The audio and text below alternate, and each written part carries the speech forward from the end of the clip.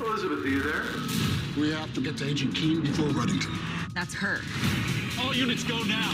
Whatever it takes. Dave! Elizabeth, I think we're long overdue for a talk. Hello everyone. So this is me, Masha Rostova. So I'm gonna tell you what is going on in the episode of The Blacklist, episode 9. So let's get into it. When an episode of The Blacklist opens in medias res, it's probably wise to go ahead and anticipate a whole mess of confusion coming our way. During this hour, I think we spent more time with people we'd never met before than with our tried and true FBI task force, which Liz is no longer a part of, as she'll make repeatedly clear in this episode. Of course, one of those new characters is a person we've been circling around for years at this point, Neville Townsend, of the eponymous Townsend Directive. And yet, Townsend's arrival is somewhat undercut by the fact that, when we finally meet him, he's not coming face to face with the woman whose mother he, allegedly, tried to assassinate for 3 decades, forcing her to, allegedly, abandon her child and go into hiding. Because the other person we spend the most time with during this episode is Elizabeth Keene's doppelganger, a lookalike she's hired to do her bidding. Which brings us to the most central reveal of this episode, hidden in between exposition drops and vague clues. More and more, Elizabeth Keene's bidding includes straight-up murder. We still can't be sure who N13 is, or why it matters to the story we've been following for 8 seasons, what Reddington's 30-year project is or how it involves Radican, or why everyone takes the dying voicemail of a notoriously slippery woman as gospel fact. But we can be sure that Elizabeth Keene used to not murder people in cold blood. Something has changed with her, and somehow it's changed without her actually showing up on our screens in weeks. The Cyranoid? No. 35. Even though I found the execution of this episode a little taxing on the mind, I must admit that I found the Blacklister conceit a fun one. What can I say? I'm just your classic sucker for modern retellings of pre-20th century plays. 10 Things I Hate About You, She's the Man, and now this episode of The Blacklist. We open on a quick scene that appears to depict Elizabeth Keene walking into a house where Reddington and Mbaye are waiting for her.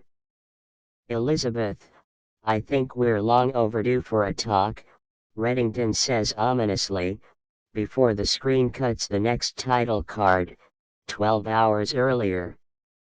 And though we never got a clear look at the woman's face, she's sporting Liz's signature brunette waves and army green coat, so we're meant to assume that once we make it through those 12 hours, this episode will end with Liz and Red finally coming face to face for the first time in weeks. Now, I would not at all have been surprised to find that the show was setting this confrontation up for a future episode by using a body double in this episode, given that Megan Boone has been physically absent for a few episodes now.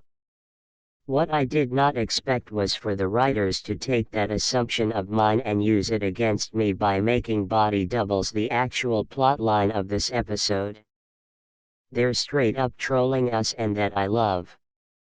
Everyone going along with the idea that this woman who basically functions as a human phone is the real Lizzie Keene, however. That's a little harder to stomach. The first person to discover that Liz is using a body double is Neville Townsend, after Liz uses Chemical Mary Bremer to get to him. It turns out that Neville and Mary are siblings, which was the entire reason Liz abducted Mary in the first place. She forces Mary to contact Townsend's people to say Elizabeth Keene wants a meeting, but once his men show up, it turns out the siblings aren't all that close. The FBI is able to track down the meeting and bust it up, and in the chaos of the shootout, Townsend's men are sure to keep a hold of Liz, but they make no qualms about leaving Mary behind when push comes to shove. And so Chemical Mary heads to the post office, and Elizabeth Keene heads to the eccentric home of Neville Townsend with the bag over her head. Once the bag is removed in front of Townsend, he gives his men a look that distinctly says, "WTF, my dudes." It's a look that I shared when I discovered the woman under the bag was not Liz, as expected, but a woman who looked a lot, although not that much, like her. It soon becomes clear via a silhouette of the real Liz wearing a headset and watching a monitor that this woman in front of Townsend is wearing contacts that show the real Liz what she sees, an earpiece that allows the real Liz to hear what she hears and tell her precisely what to say in return, and that this woman has been hired by the real Liz specifically for this purpose. She is Doppel Liz. And she's there to tell Neville Townsend a few things. 1. The men who he hired to kill Katerina Rostova staged her death. 2. Raymond Reddington was the one who finally killed her. 3. And he did it because he is N13, not Katerina Rostova. You know, according to a voicemail Katerina left for Liz in her dying moments, where she does most of the fact listing. But Townsend has a flair for the dramatic himself, and so he allows Doppel to explain. It seems that Neville has been after Katerina/N13 all these years because she caused the death of his family. But now Liz is telling him that Katerina was framed by her father as a patsy, and Raymond Reddington is the real N13, the real reason Townsend's family is dead. Doppel plays Townsend the voicemail and tells him that she wouldn't have gone through all the effort to abduct his sister and make this pitch if she wasn't certain Reddington was N13. The only reason she sought out Townsend's help is because she knows that he alone has the power and influence to help her take Reddington down. And now, she hopes he'll have the motivation. Townsend is intrigued, but he tells Liz he'll need her to prove to him that she's worthy of his trust. The next thing we know, Doppel has arrived at the post office to turn herself in, which first seems like an odd way to prove her loyalty to Townsend. Doppel won't tell the task force who she is, only that she can lead them to Keene if they give her immunity. To which Cynthia Panabaker says, "Absolutely not," and Raymond Reddington also says, "Absolutely not," but with a fun little lesson involved. Reddington tells Cooper that he suspects the woman might be a Cyranoid, based on Cyrano de Bergerac, the play about a homely but clever poet who uses a handsome intermediary to woo his beloved. Reddington suspects that Liz might be doing some wooing of her own through her Cyranoid, who's most likely a former operative she's hired to flush out dangerous situations. You know, like entering an FBI field office while you're wanted for attempted murder. Liz is awful in this episode, but you must have to subscribe my channel because I'm putting all of my energy to tell you what is going on in the episode of the Blacklist. So it is at that exact moment that Cooper and Panabaker look up and realize that Doppel has managed to cut the camera feed to her interrogation room and disappear. She wasn't there to turn herself in at all, she was there to do Liz's bidding, just like Liz hired her to. And that now includes murdering Mary Brammer for Townsend. We see a flashback to Doppel telling Townsend that she, Liz, I presume, isn't a murderer, but Townsend tells her that Mary has become a liability, so Liz has to kill her if she wants his help taking down Reddington. "This is my price, are you willing to pay it?" he asks. And Liz answers by sending Liz into the post office with all of the information she needs to escape her own interrogation room, make her way to Mary's, and choke her to death, just as Aram is arriving to question her. Aram immediately draws his gun and tries to keep Liz cornered, but Liz works her usual manipulative magic even via surrogate to distract Aram long enough to knock away his gun and lock him in the interrogation room.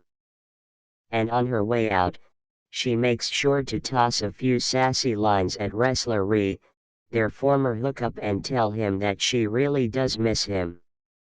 Liz is awful in this episode. But I also found it a little bizarre how quickly the task force gang were able to adopt seeing Liz as their Liz. Although, to be fair to their mental states, the task force is kind of burning the candle at both ends right now. In addition to looking for Liz's doppelganger, and interrogating Chemical Mary, they've also been investigating what Cooper found out after using Reddington's fingerprint to open the Radican file last week, that Reddington is almost definitely N13. The only way to verify that quickly is to find Radican, who shows up dead basically the moment the post office is able to identify 5 leads on him via the intel from the thumb drive. But wait, that dead body wasn't Radican.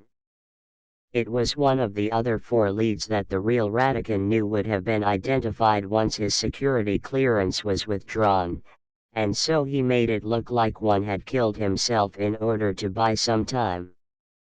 It's enough for Cooper to assume Reddington had something to do with the death, leading him to get big mad and exposing to Red that he knows about Radican in the process. So now Reddington can also assume that Cooper has cracked the thumb drive and suspects him to be N13, and he's none too thrilled about it. When the real Racketon shows up at his kitchen office, Reddington tells him that he's engaged in a 30-year project that you may be a vital part of, but if you jeopardize it again, I will let you go permanently. A 30-year project, you say? Now that is information. But there's no time to dwell on, because after Liz successfully murders Mary Brammer and escapes the post office, her 12-hour day of working with Elizabeth Keene is done. She walks in her house, throws her keys in the bowl, and discovers Reddington and Bay in the living room, requesting to talk to Liz. Liz says she's not online with her anymore, and Red tells her she better put her very special contact lenses in then, because it's time to talk. But once Reddington is on with Liz, she's not interested in chatting. That's the thing, you're used to getting your way every time, Liz tells Red. Well, that's not gonna work with me. Not anymore. You can't follow me or interrogate me. That's why I have a Cyranoid, to eliminate your control.